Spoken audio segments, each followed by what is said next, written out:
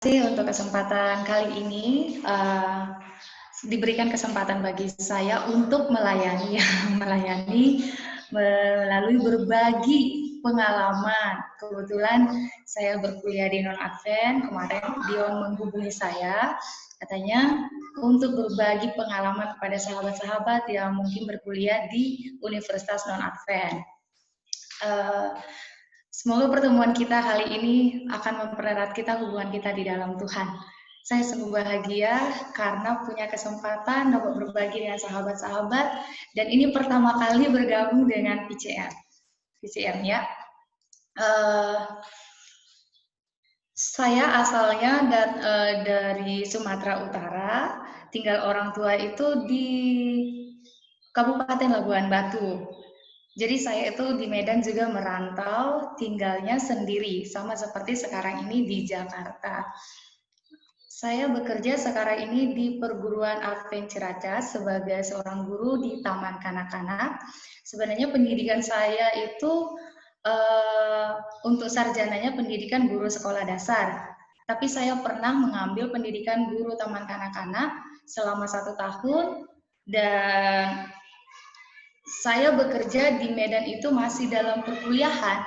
Saya dapat panggilan pelayanan di sekolah Advent 2 Medan yang ada di Jalan Dr. Mansur. Mungkin pernah sahabat-sahabat pernah dengarkan. Saya dapat panggilan untuk mengajar di sana. Jadi saya mengajar sambil berkuliah. Saya alami di sana. Dan ini adalah gambar ini adalah rekan kerja saya sekarang ini di TK Perguruan Advent Ciracas. Ini adalah gambar kampus saya, Universitas Quality, yang ada di Kota Medan, tepatnya berada di Jalan Mumban Surbakti. Kampus ini diolah oleh kita Chinese ya, orang kita Chinese. Jadi orang Cina yang mengolah dan bekerja sama dengan Universitas Quality yang ada di Brastagi, di Brastagi. Jadi saya berkuliah di sini, ngambil S1 pendidikan guru sekolah dasar. Dan di kampus ini benar-benar saya sendiri yang beragama Advent. Sebenarnya sih kalau dari baiknya, kuliah di Advent itu menurut saya baik gitu kan. Tapi terkadang ada situasi yang membuat kita, atau alasan yang membuat kita jadi akhirnya kita berkuliah di non-Advent. Sebenarnya kalau dari isi gereja kita bahwa pendidikan sekolah kita itu adalah untuk membentuk kita ya menjadi pelayan-pelayan Kristus. Tapi karena keadaan ataupun alasan-alasan tertentu yang membuat kita menjadi harus berkuliah di non-Advent. Jadi saya akan menceritakan pengalaman saya ketika saya berkuliah di sana, apa tantangan yang saya hadapi. Mungkin sahabat-sahabat ada beberapa yang mungkin sama mengalami seperti yang saya alami. Jadi saat ini saya ingin berbagi, mungkin bisa menjadi motivasi bagi sahabat-sahabat yang saat ini bersama-sama mendengarkan kesaksian saya. Jadi ketika saya berkuliah di sini, awalnya sih saya memang punya prinsip mencari kampus yang libur hari Sabat. Jadi ketika saya berencana untuk kuliah, saya memang udah cari informasi mana kampus yang libur hari Sabat. Saya tidak mau melanggar hari Sabat.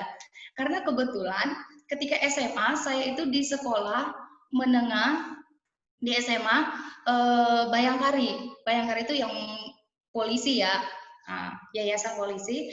Jadi saya sudah mengalami bahwa ketika saya melanggar hari Sabat, apa yang saya dapatkan? Jadi benar-benar nggak ada gunanya dan nggak ada artinya saya melanggar hari Sabat. Tetap aja nilai saya jadi buruk gitu. Jadi ketika saya masuk perguruan tinggi, saya punya prinsip komitmen bahwa saya tidak akan lagi mengulang kesalahan untuk melanggar hari Sabat. Jadi saya berusaha nyari kampus satu persatu, saya tanya nih keliling, saya cari mana yang libur hari Sabat. Dan akhirnya saya temukan, oh iya, kampus ini libur kita hari Sabat. Kalaupun hanya hari Sabtu itu masuk, itu kemungkinan seminar atau wisuda gitu ya, wisuda. Jadi acara-acara seperti itu aja. Kalau untuk pembelajaran, kita tidak ada hari Sabtu, Senin sampai Jumat saja. Tapi Jumat pasti otomatis saya kena nih hari Jumat itu di malam Sabat. Kebetulan saya harus ambil kelas siang. Karena kan saya bekerja pagi hari. saya bekerja, jadi udah bekerja saat itu. Nah, akhirnya kemanapun saya cari kampus tidak akan ada yang tidak kena malam Sabat karena perkuliahan pasti sampai Jumat. Jadi tugas saya hanya satu nih, berdoa. Itu aja yang harus saya lakukan gitu ya. Jadi saat itu saya daftar, oke, saya mendaftar di sana, masuk, dan benar-benar saya sendiri Advent. Saya sendiri Advent. Banyak sih yang Kristen, Muslim, dan agama yang lainnya, Buddha, ada. Hanya Advent di angkatan saya hanya saya sendiri. Jadi saya masuk kuliah, saya berusaha, Tuhan, semoga tidak ada hari Jumat malam. Semoga mata kuliahnya sampai jam 6, sampai jam 6. Harapan saya gitu. Kadang kan dosen ini suka-sukanya ya buat jadwal gitu, rubah-rubah gitu. Jadi kadang kesal juga, tapi nggak bisa marah, nggak bisa kita ngatur, kita harus ngikut gitu. Tugas saya hanya berdoa aja gitu. Jadi akhirnya saya ikuti perkuliahan ikutin, oke, berjalan dengan lancar gitu. Tibalah hari Jumat, kita masuk gitu ya. Kita masuk boleh startnya jam 1.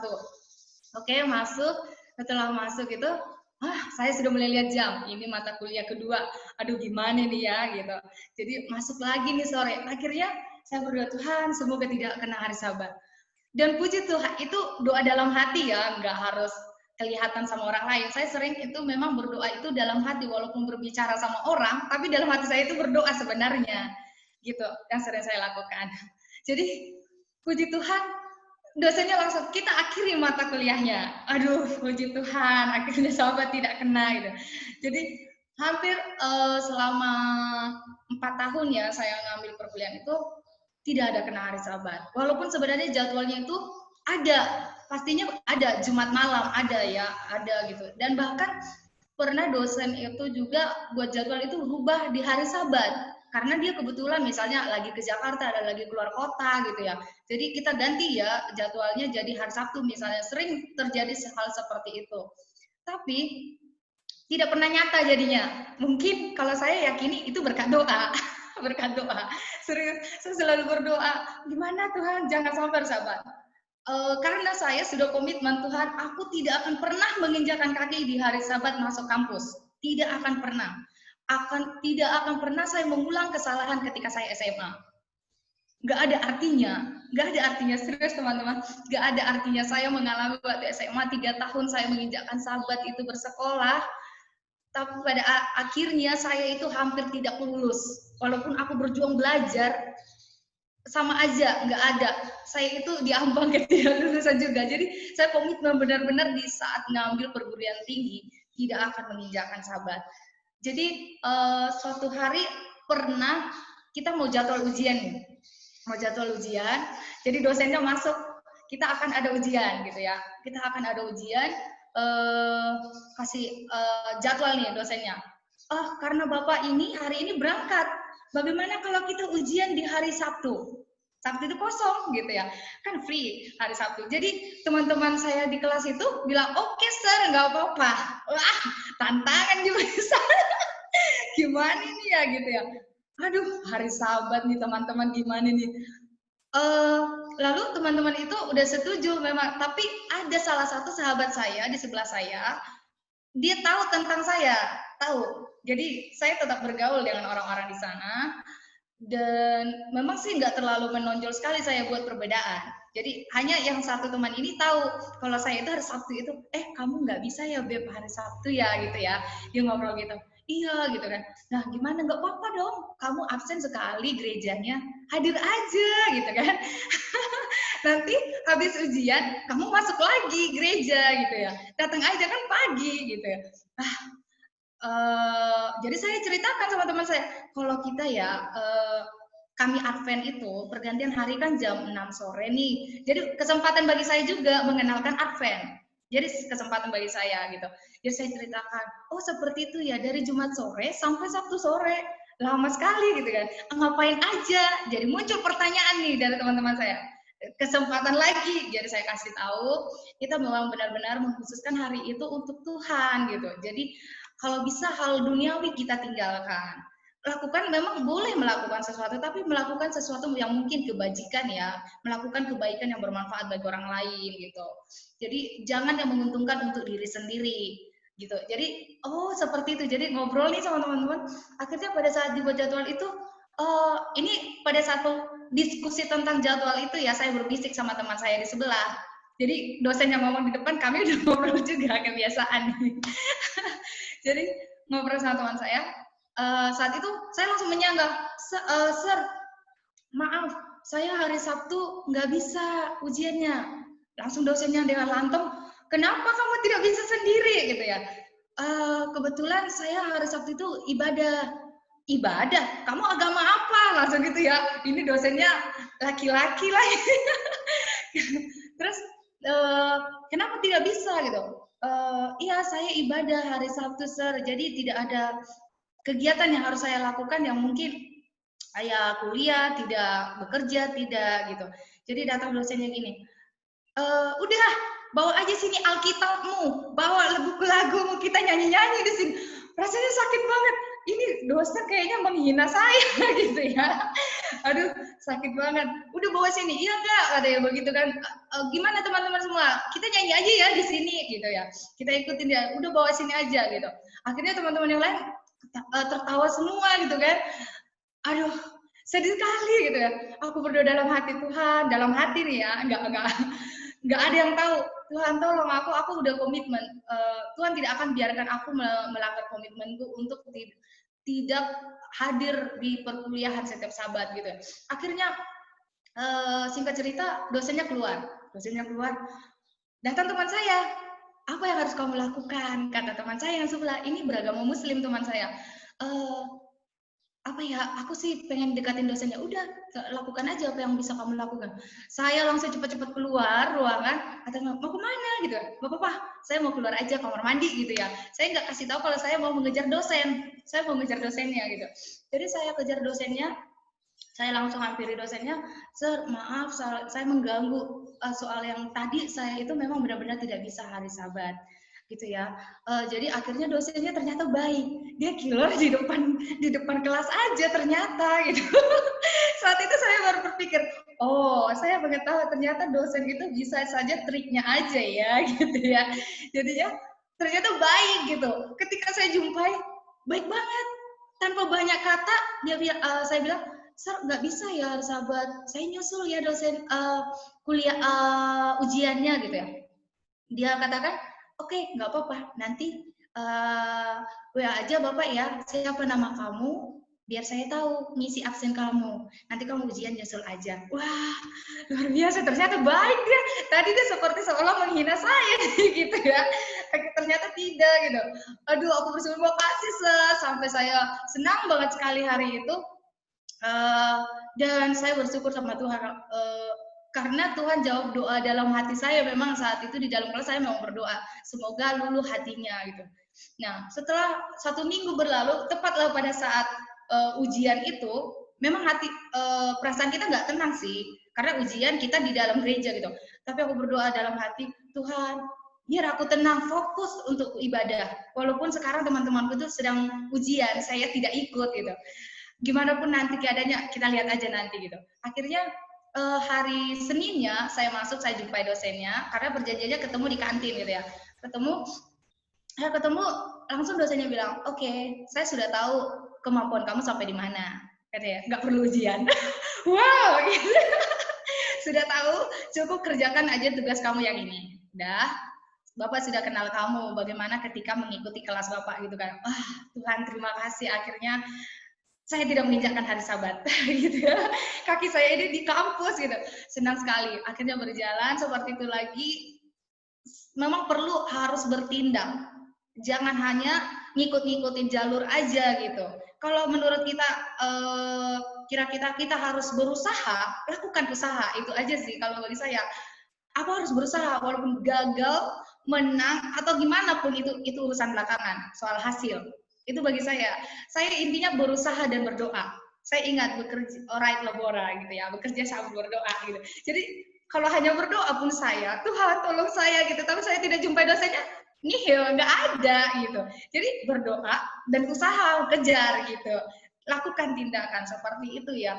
Jadi saat itu udah berlalu, teman-teman saya juga sebenarnya perlu Teman-teman juga mungkin alami seperti saya punya teman itu yang non Advent pastinya ya, karena kita berkuliah di non Advent gitu, otomatis teman-teman kita yang ada yang perokok, ada yang beda-beda karakternya gitu ya. Selama di kampus sih ada senangnya, ada enggaknya juga gitu. Tapi saya secara pribadi memang karena sudah terjun di situ berusaha mencintai. Oke, akhirnya eh, kalau saya bersahabat dengan mereka, senang sih, kita banyak pelajaran yang kita dapatkan dan bahkan waktu dan kesempatan bagi kita untuk mengenalkan siapa kita. Tapi hanya perlu yang kita ingat bahwa jangan pernah terpengaruh. Biarlah kita jadi pengaruh sama orang lain. Jadi kita itu menjadi pengaruh yang baik bagi mereka. Saat kita berada di lingkungan mereka, tunjukkan siapa jati diri kita sendiri, jati diri kita masing-masing. Jangan istilahnya dia merokok, kita jadi ikutan, jadi ngikut-ngikut apa yang ada di situ, biar kita diterima di kelompok ini. Aku ikut aja gitu. Jangan seperti itu. Karena saya alami sendiri, saya bergaul dengan mereka, mereka jadi mengenal Advent, walaupun saya tidak mengikuti cara mereka. Bahkan ketika teman-teman saya itu dalam menyusun skripsi, kami itu berbeda jadinya. Kami ada mungkin saya punya teman satu kelompok, yang berhasil pada saat itu adalah saya menyelesaikan kuliah saya itu dengan tahun yang tepat. Saya sendiri cewek dan beberapa cowok. Yang 3 orang teman saya ada satu angkatan sama saya, dia harus selesaikan kuliahnya itu tambah 1 tahun lagi. Kenapa? Karena dia mengikuti pengaruh. Yang lain, yuk kita main-main, gak usah belajar gitu ya. Nah, jadi saya tidak ikutin itu karena tindakan kamu itu salah. Jadi saya ngapain harus ikut gitu. Jadi kita harus buat juga, kita lihat pergaulan itu juga, jangan sampai kita terpengaruh dengan mereka. Biarlah kita menjadi pengaruh yang baik sama mereka gitu. Dan kalau soal menghadapi tantangan ya, seperti yang saya alami tadi, menghadapi dosen, dan bahkan saya ketika mau wisuda nih, jadwal wisuda sudah keluar, dikasih tahu sama ketua kelasnya bahwa jadwal wisuda itu di hari Sabat, benar hari Sabat. Saya menangis berdoa, Tuhan, aku memang dari awal sangat pengen sekali ikut menggunakan toga. Seperti orang lain rasakan kebanggaan itu gitu. Tapi kenapa lagi hari Sabat gitu? Saya berpuasa benar-benar kali itu udah menangis. Bahkan orang tua saya bilang begini, udah ikuti aja, kan hanya prosesi toga aja katanya begitu. Tapi saya bilang, mama orang tua saya, kenapa anjurkan saya untuk ngikutin itu gitu kan? Aduh, sakit sebenarnya orang tua saya sendiri gitu kan. Tapi mama saya ini mungkin kebanggaan bagi dia menghadiri acara itu. Sayang kamu nggak hadiri, sedangkan kamu sudah bayar mahal gitu. Tapi saya berdoa, Tuhan jangan sampai gitu kan. Saya berdoa saat itu, berdoa berapa kali ya dalam malam sebelum saya tidur. Saya berdoa, Tuhan jangan sampai. Tiba-tiba hari Minggunya dapat pesan bahwa jadwal wisuda berubah menjadi hari Selasa. Senang kali aku rasakan kesenangan itu saat itu. Ternyata Tuhan berikan sampai aku mengakhiri perkuliahanku, aku tidak pernah menginjakan kaki masuk ke kampus. Semuanya berjalan dengan lancar. Puji Tuhan semuanya, karena kita memang benar-benar menyerahkan diri kepada Tuhan. Karena teman-teman, ketika kita masuk di bubble atau di kampus yang non-advent, pasti kita menghadapi masalah tentang hari Sabat pastinya. Yang paling pastinya tentang hari Sabat. Kedua, pergaulan. Jadi kita harus benar-benar kuat dan mengenal siapa kita gitu, dan benar-benar bijak di dalam mengambil tindakan dalam pergaulan, jangan sampai terpengaruh, biarlah kita menjadi pengaruh baik. Dan penting kita ingat, jangan pernah takut menghadapi sesuatu. Ketika kita sudah melangkah di situ, berarti kita harus mencintai ya jalan yang sudah kita pilih, dan berarti kita harus mengambil tindakan apa yang harus kita lakukan. Satu yang menjadi renungan bagi saya, yang saya ingatkan adalah tentang Daud yang melawan Goliat. Secara logika, Daud itu tidak akan mungkin dong bisa melawan oleh Goliat yang gagah perkasa, yang sangat dibanggakan oleh bangsa Filistin. Dia seorang pendekar ya yang berbadan besar, tetapi Daud bisa mengalahkannya gitu. Dia bisa mengalahkan Goliat. Oleh karena apa? Oleh karena dia percaya kepada Tuhan dan menyerahkan diri kepada Tuhan. Mungkin bisa kita baca di dalam 1 Samuel 17 ayat 37 dan mungkin Mazmur 23 ayat 4 ini. Yang paling saya sangat sukai ayat ini. Sekalipun aku berjalan dalam lembah kekelaman, aku tidak takut akan bahaya sebab Engkau besertaku. Ini satu ayat yang sangat menghibur saya selama kuliah. Aku nggak akan pernah takut Tuhan, apapun yang kuhadapi. Aku tidak akan pernah takut sebab Tuhan bersamaku. Yang penting yang saya lakukan adalah berdoa dan melakukan hal yang baik. Saya belajar menggali ilmu aja. Jangan pernah melakukan hal-hal yang tidak baik di hadapan Tuhan. Tuhan pasti akan tolong. Sama seperti bangsa Israel juga ketika mereka ketika mereka lepas dari tanah Mesir, mereka dipimpin Tuhan. Tapi ketika mereka memberontak sebenarnya Tuhan marah. Tuhan buat perjalanan mereka berliku semakin jauh ya. Sebenarnya perjalanan itu singkat, tapi karena mereka keras kepala, kadang menuntut gitu ya, menuntut gitu. Jadi eh, Tuhan, tapi Tuhan itu tetap mengasihi mereka, Tuhan tetap menolong mereka. Bahkan suatu kejadian yang sangat ajaib yang kita lihat ketika mereka menyeberangi Laut Merah. Tuhan memberikan itu. Ketika mereka bangsa Israel mau berjalan, Tuhan berikan jalan daratan. Tapi ketika bangsa Mesir datang menyerang mereka, Tuhan satukan air itu. Itu suatu yang dahsyat bagi saya. Bagi saya, pertolongan Tuhan kepada bangsa Israel pada saat itu. Jadi saya mengimani bahwa Tuhan akan menolong saya ketika saya hidup bersama Tuhan. Walaupun saya berada di kampus non-Advent, saya akan ditolong Tuhan. Tuhan akan lindungi saya. Tetapi yang perlu saya ingat adalah melakukan kebaikan, melakukan tugas saya. Dan kesempatan itu saya harus berbagi kepada mereka tentang Kristus yang selalu bersama dengan saya. Mungkin itu yang bisa saya sampaikan pada saat ini. Ayat yang terakhir saya ingin kasih Mazmur 121 ayat 2 dan 5. Pertolonganku ialah dari Tuhan yang menjadikan langit dan bumi. Tuhanlah penjagamu, Tuhanlah naunganmu di sebelah tangan kananmu. Hanya dari Tuhanlah pertolongan kita. Sahabat-sahabatku yang kekasih yang saat ini mungkin berkuliah, jangan pernah lupa bahwa Tuhan yang menolong kita. Baik kita berprestasi ataupun apa yang kita raih di kampus, itu semua berkat dari Tuhan. Jangan pernah menyombongkan diri dan lakukan yang terbaik. Terima kasih, Tuhan memberkati.